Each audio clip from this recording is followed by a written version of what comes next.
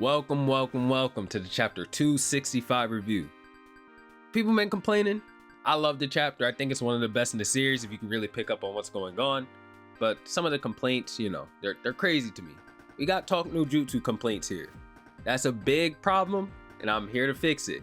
So I have an in-depth breakdown of the chapter coming probably next Tuesday, Wednesday, around those days. And it's gonna help you guys understand all the symbolism, everything the character's saying, what they're thinking. I went crazy in the breakdown. It may not be like 100% SS rank, but it's gonna be S rank plus. With that said, yeah, let's just get into the video. I'm doing this little intro this way. I know it's different than the usual, and it's because I'm tired of Shueisha and getting hit with the copyright strikes. This may be one of the best ways to start a video, so nothing on here can get hit. Again, thank you guys for always watching, and let's get into the video. Itadori expands his domain. Just what is this place? Sukuna begins the chapter by saying, I've experienced this before, the rare phenomenon of connecting with a sorcerer during the height of battle. I thought it was just a side effect of cursed energy being born from humans. Yet, this is something different. What is this? Your domain? And Yuji responds saying, shut it, I did this a little frantically and I don't really get it either. I do think this implies that this is not a domain expansion or anything like that. It may just be Yuji's inner domain, just like how Sukuna always had his inner domain. It would be a nice parallel for the series to end with Yuji being the one in control, like how Sukuna was the one in control at the very beginning. Anyways, Yuji continues the conversation saying, I just wanted some time to talk to you, so indulge me for a second. As they walk around Iwate, Yuji points out the demon sword dance statue, and Sukuna's like, I wouldn't know it, but Yuji says, man, don't worry, only the locals would anyway.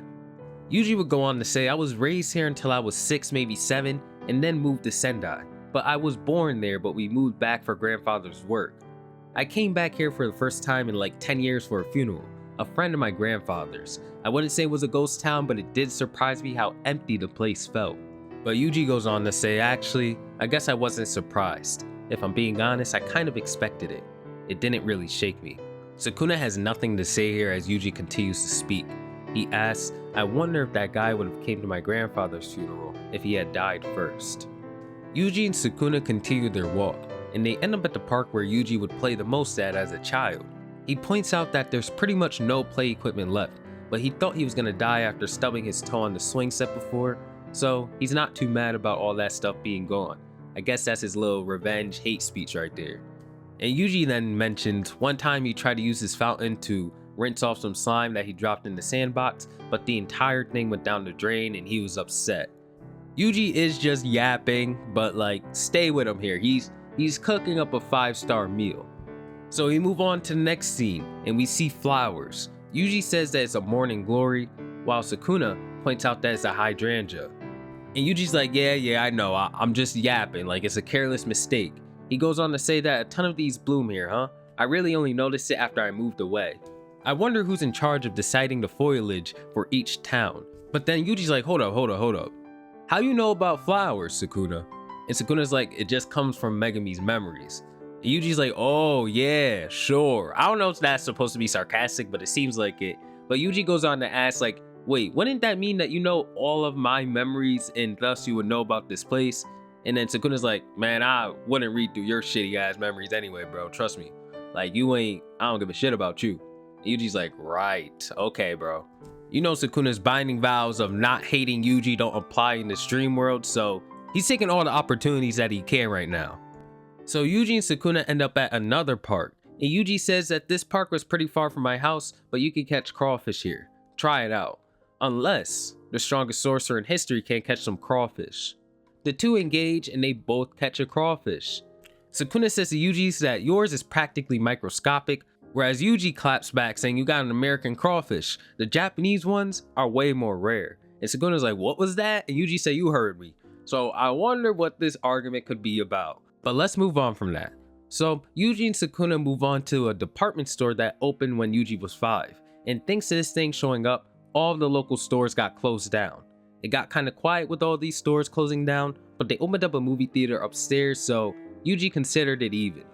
He goes on to say that this is a pretty great place, but there's a lot more green once you leave the town.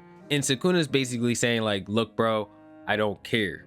Yuji goes on to a rice field and he wants to show Sukuna this. He speaks about how he would catch grasshoppers in the rice fields until the cage was about to burst, but he hasn't seen many of them lately. Maybe pesticides got stronger? And Sukuna in response just looks for a bit and says, "Is this going anywhere?" And Yuji's like, "Just hold on, bro. I still have places I want to go." So now they're looking at horses. And Yuji's like, "Horses are so awesome. No matter how many times I see them, it looks like their heads are always bigger than I remember.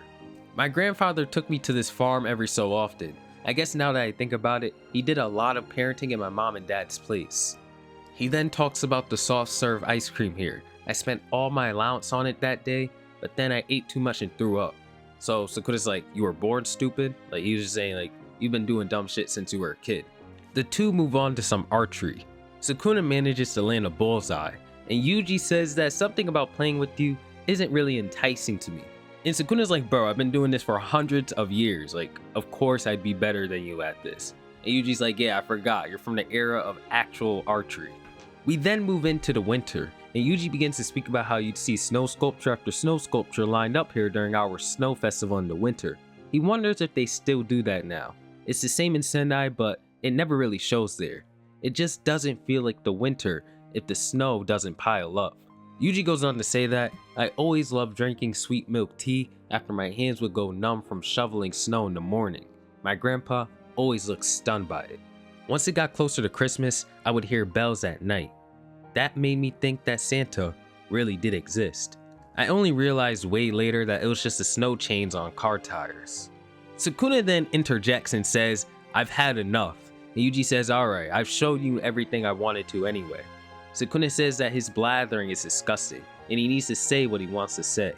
And this is when Yuji goes into a speech. He says, "You know, up until recently, I thought that I should simply live to fulfill my role as I understood it. I believed that if I died like that, I could consider it a proper death. But now, I feel like that's not entirely correct. Walking the dog, raising a family, any role like that is just fine.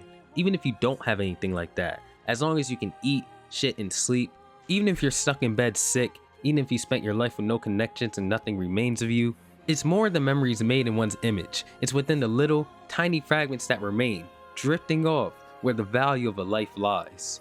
It never had anything to do with the ways people die. I just can never forgive those who acted as if that value didn't exist. Sukuna, I loathe you. Humans aren't tools. We aren't born with any set role. Which is to say, I don't know. I don't know whether humans are fundamentally good or evil.